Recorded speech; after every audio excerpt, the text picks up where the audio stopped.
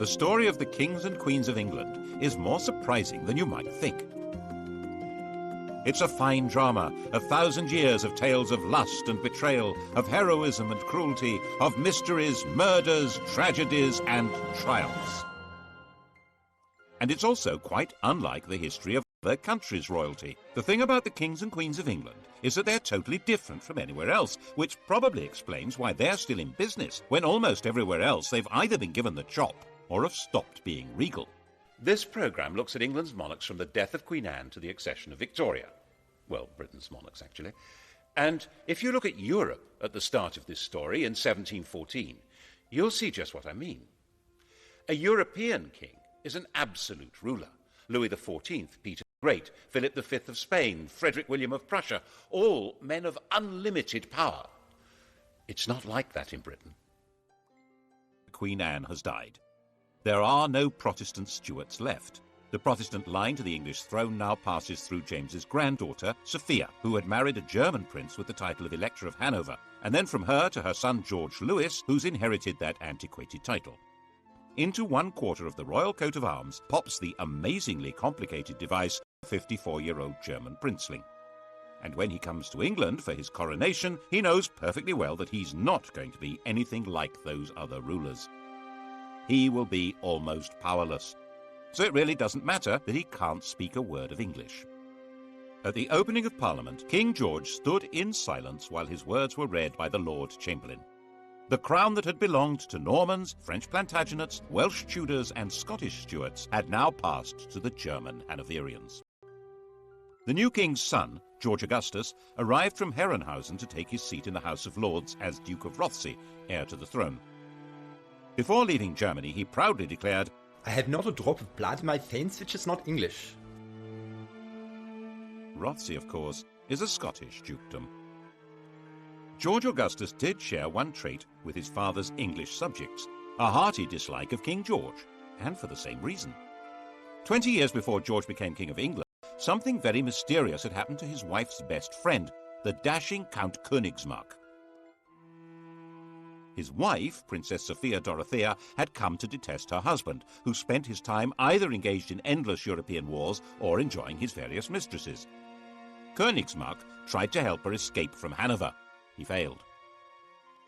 The Count simply disappeared from the face of the earth, and the princess was banished and imprisoned. Her son, George Augustus, never forgave his father. In fact, father-son detestation would be the defining mark of the Hanoverian dynasty. They thrived on it. The English weren't too keen on that sort of behaviour either.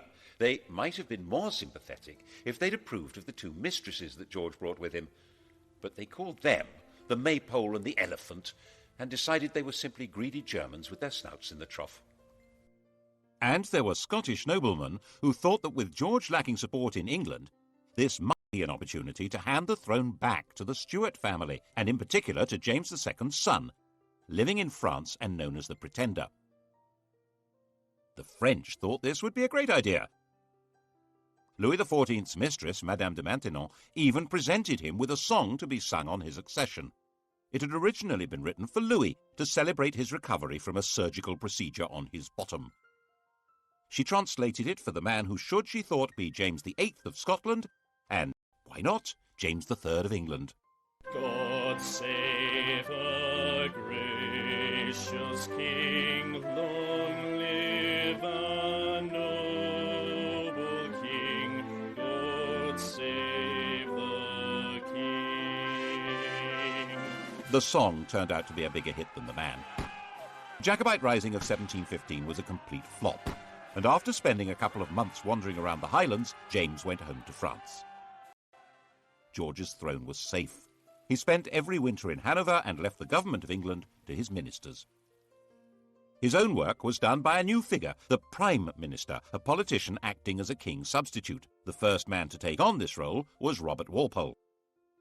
Since Walpole didn't speak German, the pair of them communicated in schoolboy Latin. King George died a sudden death in 1727 while in Hanover, aged 67.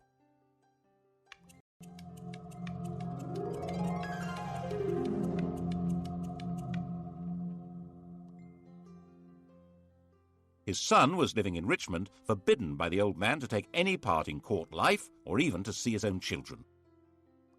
When Walpole came with the news of his father's death, George II appears to have regarded it as a wind-up. "That is one big lie." But the outcast prince was indeed now George II, by the grace of God, King of Great Britain, France and Ireland, Defender of the Faith, Elector of Hanover, Duke of Brunswick-Lüneburg and Duke of Celle. When he'd been convinced, he came here to Leicester Square. At the time it was Leicester House, where he'd been running his own court. And here he was attended by the Archbishop of Canterbury, who formally presented the most powerful documents in the world. When William the Conqueror and Henry II died, their wills established who would rule after them.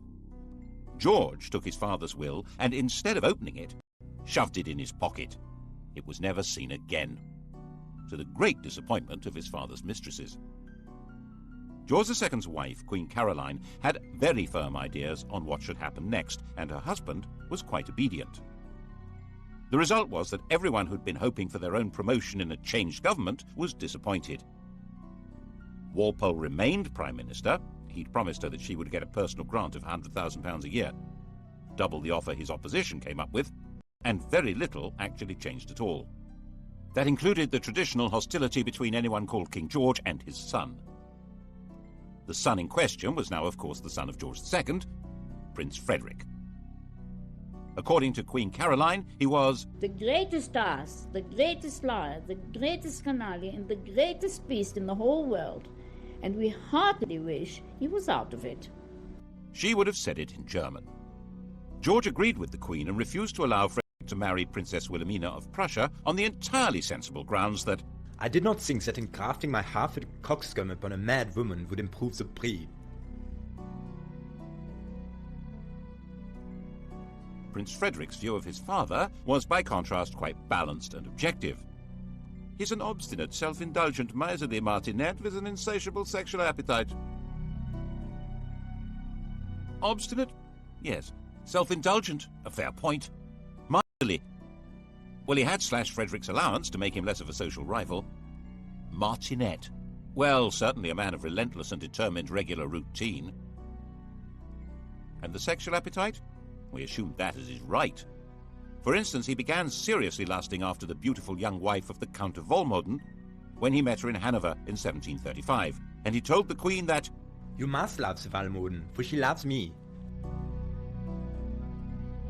The popular view of the king was that he was a randy buffoon. He seems to have been flattered by the jokes about his sexual efforts. As his father had once done, Frederick ran his own alternative court, which was far more popular than the king's. King George II didn't like that.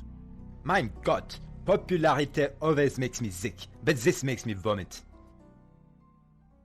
The pair of them even patronized rival operatic outfits. The king and his entourage went to see Handel at the Haymarket. Handel had written George's coronation anthems. His music was grand and glorious, altogether suitable for magnifying the greatness of a self-important royal personage.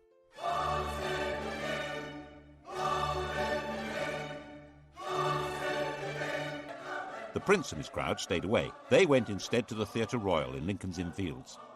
That was where opera was being transformed into popular musical theatre. The biggest hit was The Beggar's Opera, a vigorous tale of the criminal classes, which lots of people said was intended as a satire on the court and Walpole's government. When you censure the age, be cautious and sage, lest the courtiers offended should be. If you mention vice or bribe, 'tis so pat to all the tribe. Each cries, that was levelled at me. It was all very entertaining, watching royalty playing out their family quarrels, but they were not quite reduced to the level of powerless performers. King George was a fighting man, like his father, head of the army, and very much engaged in the quarrels between the rulers of continental Europe. Walpole tried hard to keep him out of wars, but in 1739 the king got his way, and England went to war with Spain. This was the start of a steadily growing involvement in the power struggle between France, Prussia, and the Habsburg Empire. Its culmination for George came in June 1743. He found himself under attack by the French at a German village called Dettingen. His horse bolted, but George stood in front of his troops, waved his sword, and made a rather ponderous but actually rather brave little speech. Now, boys, now for the honor of England. Fire and behave bravely, and the French will soon run. And so he became the last English king to lead his troops in battle. It was a fierce fight, and George emerged a bit of a hero. But he didn't rule the country. Governments and ministers came and went not because he wanted them, but because Parliament wanted them. In fact, George called himself a prisoner on the throne. In 1745, he played no part in the battles of Prestonpans or Culloden, which were far more important to the throne than the Battle of Dettingen. After all, they were battles for the throne itself. The cause of King James Stuart, the king who'd fled from William of Orange in 1688, had never been forgotten by the Scottish Highlanders. Its supporters of a Roman Catholic monarchy, were called Jacobites, the Latin for James being Jacobus. James's son, the Pretender, had tried and failed to take the throne in 1715, and now, 30 years on, he was known as the Old Pretender. His son Charles, born in Rome, was the Young Pretender. Bonnie Prince Charlie to his supporters, Charles Casimir was 25 years old, pale, thin, romantic and brave. And he decided that George was so unpopular it would be a doddle to take over. He turned up at his own expense in the Hebrides and summoned the Scottish clans. Most of them responded, but out of a combination of loyalty and desperation rather than conviction. Enthusiastically welcomed into Edinburgh and roundly defeated the government army at Prestonpans. The news created a passion of patriotism when it reached London. The city might have lampooned the court and sneered at it, but this was different. That evening the king was visiting the theatre, the King's Theatre, Drury Lane, and the orchestra struck up a tune which they'd just got hold of. God save a gracious king, long live a noble king, God save the king. The audience loved it. None of them knew that it had been the Old Pretender's music, or the King of France's. The song had changed sides and became the national anthem. Actually, it became everybody's anthem at one time or another. Frenchmen, Germans, Russians, Swiss, Liechtensteiners, Swedes, Danes and Americans have all swelled with patriotic pride to exactly the same tune. But when God Save the King became London's big hit, it was because no one could see how the king would be saved any other way. Marshal Wade, the best officer in the government army, said that Scotland was lost and England would fall prey to the first comer. Lord, grant that Marshal Wade may by thy mighty aid victory bring. May he sedition hush, and like a torrent rush, rebellious Scots to crush. God save the King.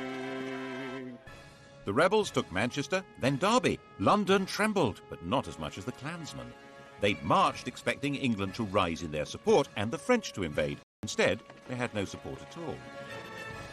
Most fundamentally, they realized that the English would never accept a Roman Catholic king.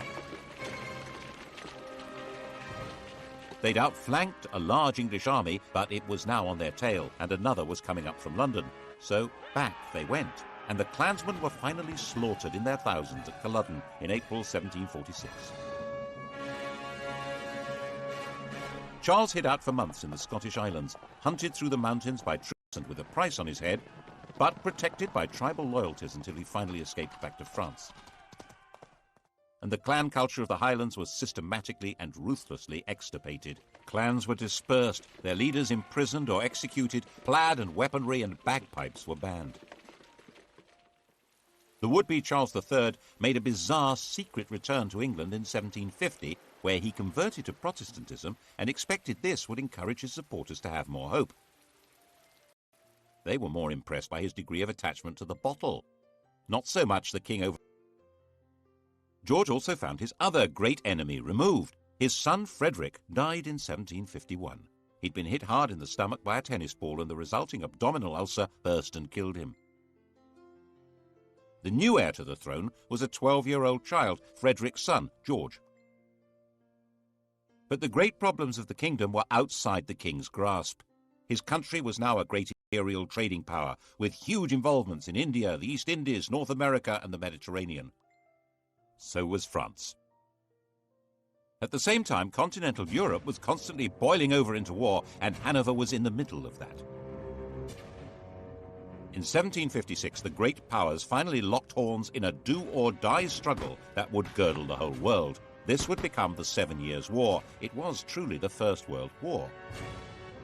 Britain fought in the name of its king, but that king now neither directed policy nor took part in the battles. A new world. In fact, affairs were so far out of the king's control that when he dismissed ministers he didn't like, they came right back again. So far as the English were concerned, this was just how things ought to be. Englishmen were entitled to liberty. The despots were on the other side, Catholic France and Austria. Their whole life, commerce, industry, and fighting force was directed by royal tyrants who ruled over starving and powerless peasants. And on the other side, Protestant Britain, whose commerce was run by men of business, whose industry was directed by free tradesmen, whose army and navy were run by heroes and manned by proud free men, and whose court was the centre of society, not of autocratic power. And that was how many of the British really did see it. Of course, they were also fighting with despotic Prussia, but that was a minor detail. The general perception was that this was a war of free Britons against European despots. Poor George died at the height of the war in 1760, and it didn't matter at all.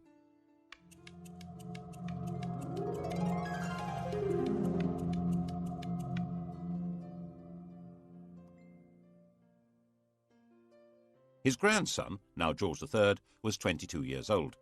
He had been brought up by his mother, a German princess, in her imitation of the very deferential court of Hanover. He learned the European idea of what a king should be, an enlightened despot whose power was absolute and was to be used for the benefit of mankind. This was, of course, very far from the English notion of kingship, in which the king was the leading figure in society, but whose power was entirely controlled by Parliament. He immediately set to work as a bossy, quick-speaking man. He read widely. He was fascinated by machinery and agriculture. He was a man delighted by the agricultural and industrial revolutions, and he was determined to restore the crown to what he saw as its proper position, a position abandoned, in his view, by Georges I and II. Unlike them, he'd been born in England and spoke good English, even if his grasp of grammar was ropey, and he had no old or young pretender to challenge him. At the opening of his first parliament, he declared, "Born and educated in this country, I glory in the name of Britain." Parliament was controlled by one party, the Whigs, effectively an oligarchy of rich men who ran the country by a system of bribery, patronage, and nepotism. George felt that it was his job to improve matters. And so began the most catastrophic reign since James II.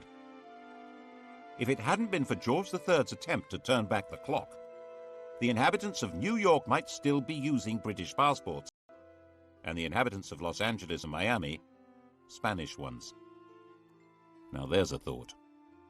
To break the power of the Whigs, he set about creating what was almost his own political party, a group of MPs known as the King's Friends.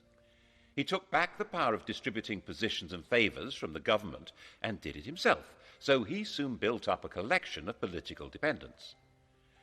His first objective was to bring an end to the war. He didn't at all share the anti-French views of the Prime Minister, William Pitt.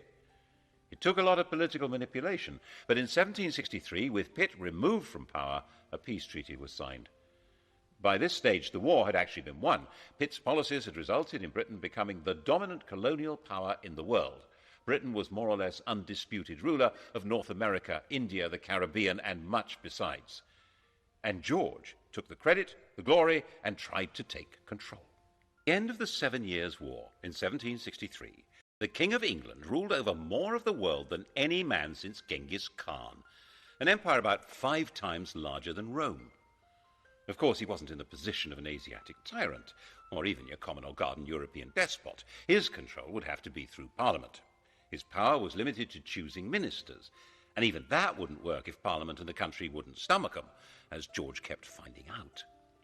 His solution was to do all he could to increase his own influence in Parliament, in effect get stuck right into political intrigues.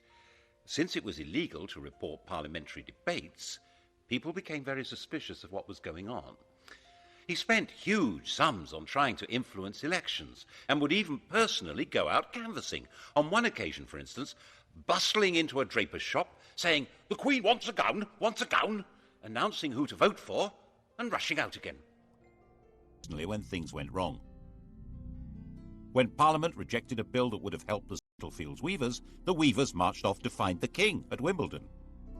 Shades of the Peasants' Revolt. George listened to their complaints and persuaded them to go back home. But when they realized he wasn't going to help, they rioted, and he personally ordered out the troops. He said he would put himself at the head of the army or do anything else to save his country. He also had a hand in creating the notorious Stamp Act of 1765, which tried to make the English colonists in America pay a tax on paper.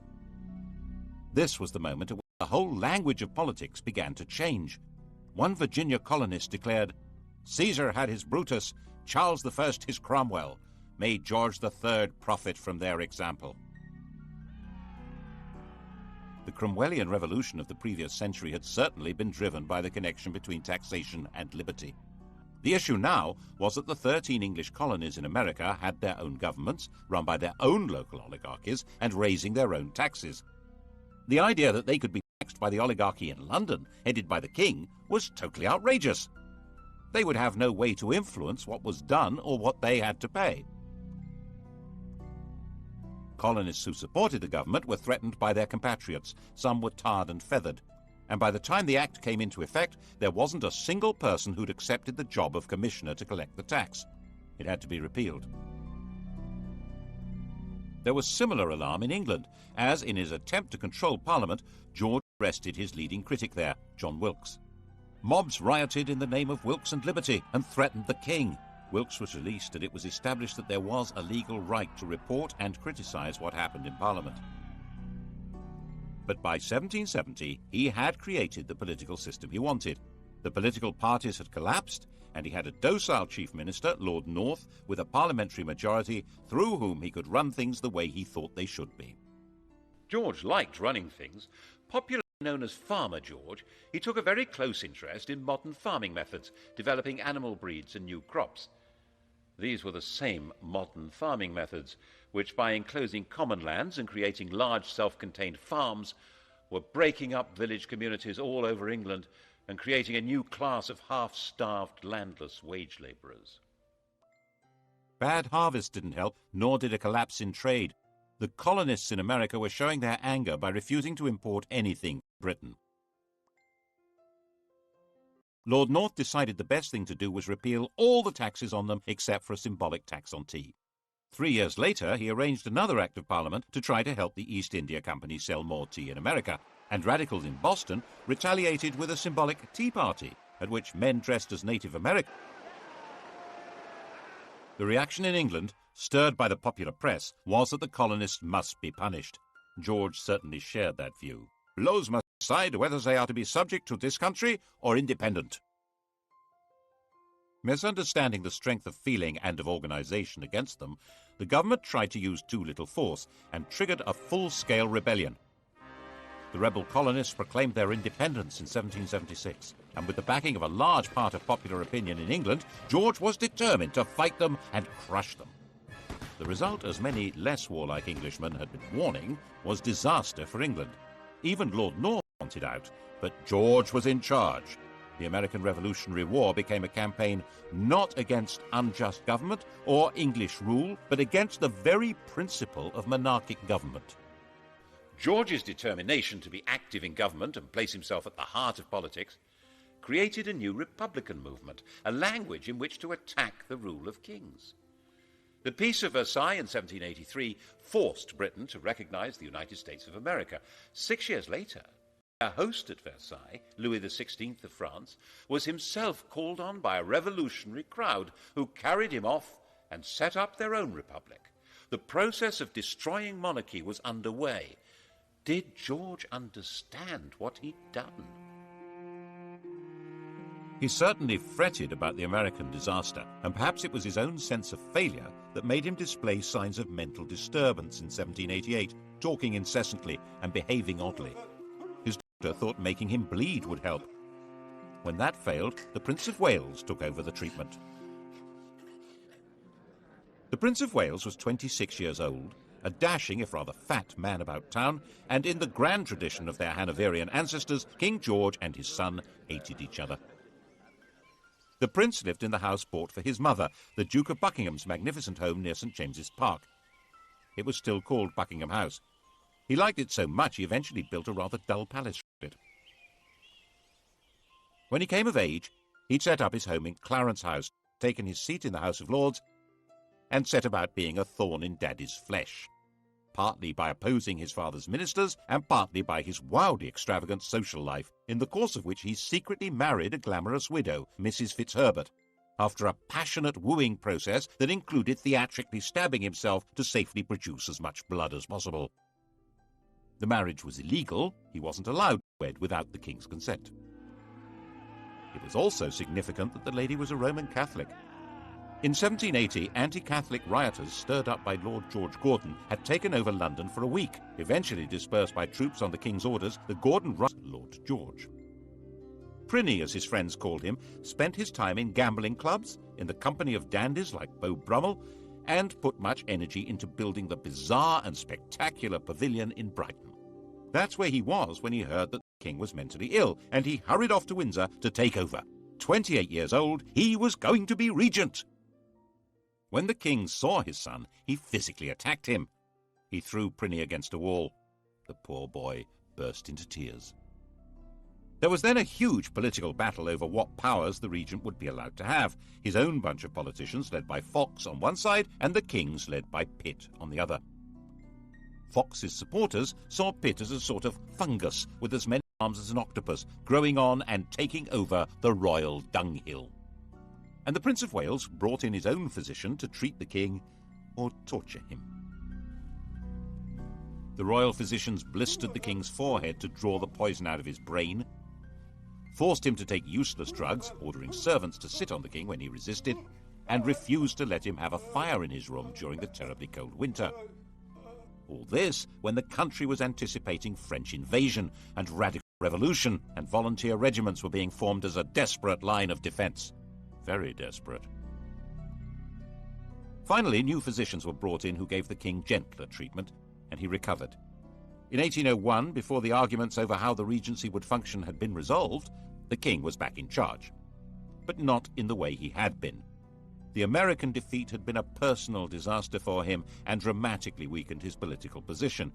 In an effort to reassert it, he'd installed a 24-year-old as Prime Minister and Chancellor of the Exchequer, thinking that here at least was a politician he could control.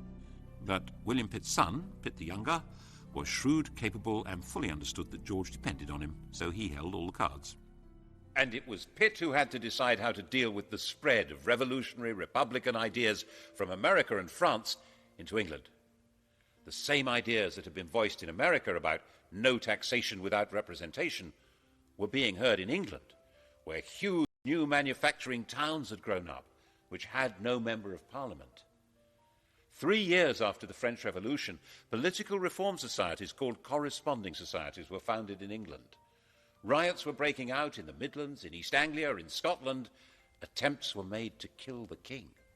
He was booed and stoned in London. And the French legislature passed a fraternal decree offering aid to all peoples seeking to throw off the chains of tyranny. Once war began with revolutionary France, political radicalism was plainly treason, wasn't it? The government decided on a policy of definitely without trial.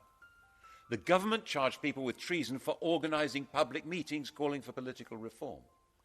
When they were acquitted, acts were passed which extended the definition of treason to include speaking or writing or bringing the king or his government into contempt. To back it up, a system of internal spying, an agent provocateur, was instituted. Postmasters were given the job of reporting to the Home Office anything suspicious that they heard or that went through the mail. Public meetings needed special licenses. When William Blake the artist found a soldier in his garden, he drove him out, shouting, "Damn the king, and damn all his soldiers, they're all his slaves." Bad idea. He was put on trial for sedition.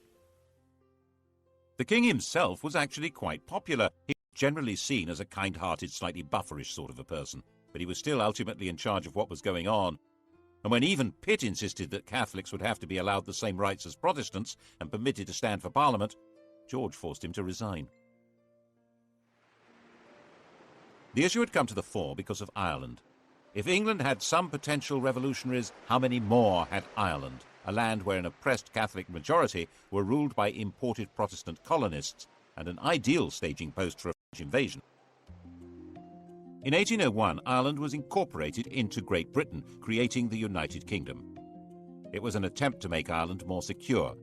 The fact that at the same time the king formally abdicated his meaningless title of King of France shows exactly where the threat was coming from. But if Ireland was to be truly united with England, there would have to be Catholic emancipation. And King George wouldn't have it. Whatever might have happened could not have been worse than what did. Ireland still bleeds now. The shadow of George III lies over the history of the world more darkly than most people realize. As with the American disaster, it seems as though one part of his mind was determined to make him feel the full weight of his responsibility, and once more his mental state degenerated.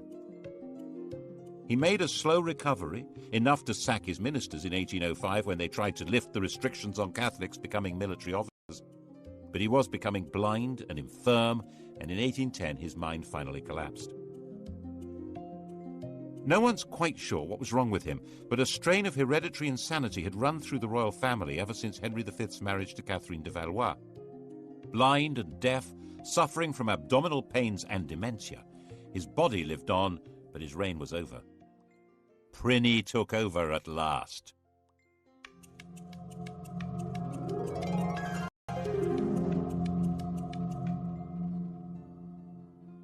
The European monarchy had been transformed.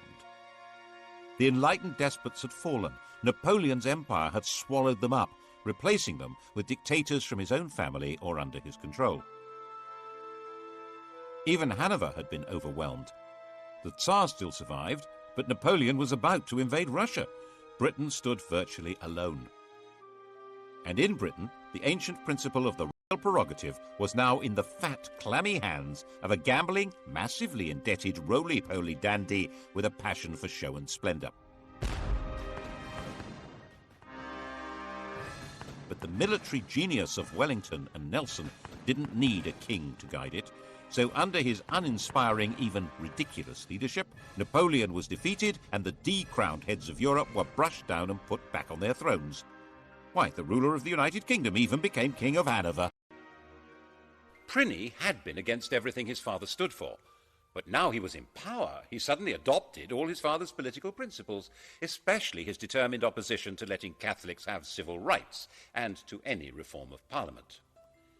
Elections were basically a farce, with some MPs representing constituencies with almost no voters, and the vast majority of people unrepresented. The king thought this was fine. Lots of other people didn't. And this became a desperate issue in the years after the Napoleonic War. There were thousands of unemployed ex-soldiers. There was an agricultural depression made worse by the terrible summer of 1816, and there was increasing unemployment due to the use of new machinery. And the Prince of Wales's appetite for luxurious silverware and furniture grew mountainous. Graffiti appeared saying death or the regent's head. At the end of 1816, there was a full-scale riot in London aimed at setting up a radical government. The next month, the Prince Regent's carriage was mobbed on his way to open Parliament. The grim apparatus of repression was revived. The death penalty was restored for unlicensed public meetings. Printers of seditious material were to be seized. There was plenty of seditious material. The Prince Regent was a laughingstock. The flood of caricatures and satires was unstoppable. Extravagance was spectacular. A few years earlier, the government had agreed to clear his huge debts on condition that he made a legal marriage. The victim selected was his cousin Caroline of Brunswick, a charming, friendly and unassuming young lady who was also a bit of an exhibitionist. He spent the wedding night drunk. After 9 months to the day, Caroline gave birth to a daughter, but by then her husband had long abandoned her. He devoted himself to the pursuit of motherly mistresses and treated Caroline with a and the Brighton Pavilion made that declaration loud and clear. George III finally was closed in her face. The coronation, fabulously expensive, was performed in complete privacy. She went away broken-hearted and died less than 3 weeks later. Her body was to be returned to Brunswick for burial. The king, nervous of a riot, insisted that the coffin should not be transported through the city of London, but it was seized by Londoners, who staged their own funeral procession with it and were gunned down by the house guards at Hyde Park Corner. Afraid of being attacked and afraid of being laughed at because of his great swollen body, from 1823 King George IV avoided being seen in public. He even built a tunnel to allow him to get from his rooms in Brighton Pavilion to the riding school in private. And of course it was said ever since that it connected to his mistress's house. It became essential for the government to break the king's opposition to reform, especially with regard to Catholics, but he held the power of veto. The arguments went on hour after hour, day after day, with the king becoming more enraged and more ill, until finally he broke. By February of 1830, he was partially blind and raving, convinced that he'd commanded a division at Waterloo and ridden a winning race at Goodwood. And so he died.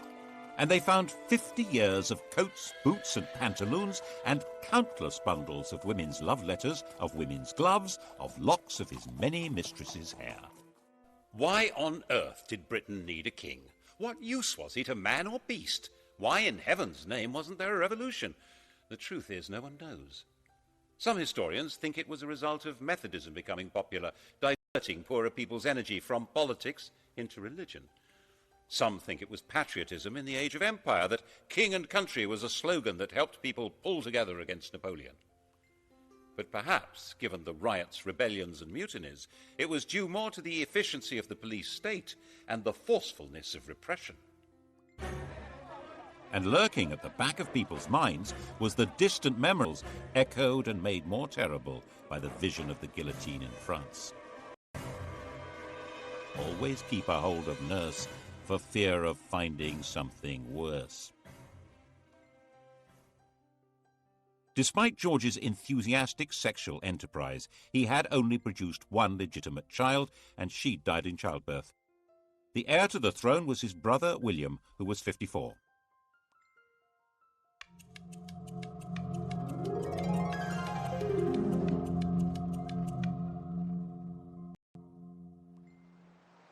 He had been sent into the Navy as a young man, where he developed into a severe disciplinarian and a stickler for etiquette. After he left, he took an actress, Mrs. Jordan, as his mistress, had lots of illegitimate children, and was given to making tactless speeches with not much intelligence. He eventually had made a royal marriage to another German Protestant princess, and Mr. King and Mrs. Queen lived at Bushey to the north of London, like a quite ordinary couple. Insisted that his coronation should only cost a tenth of his brother's, and he was known to give people a lift in his carriage.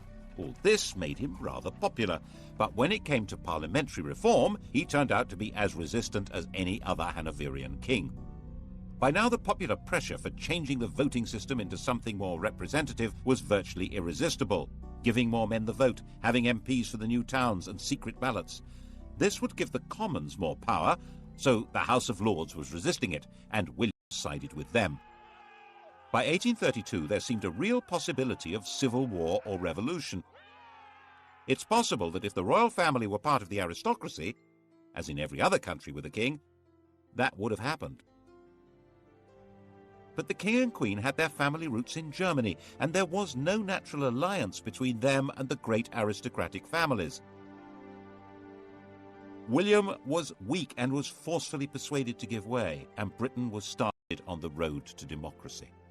After the Reform Bill of 1832, with no more rotten boroughs and greatly reduced scope for electoral corruption, it was no longer possible for the king to play politics inside Parliament to the same extent. The monarchy would now be forced back into its constitutional box, and it was no longer sufficiently dangerous to be worth the trouble of a revolution. When he died in 1837, William's legitimate children were already dead. The heir to the throne was the daughter of his brother Edward, a young girl of 18. She would make a demure and pretty little queen who could leave the business of running England to the professionals. couldn't she?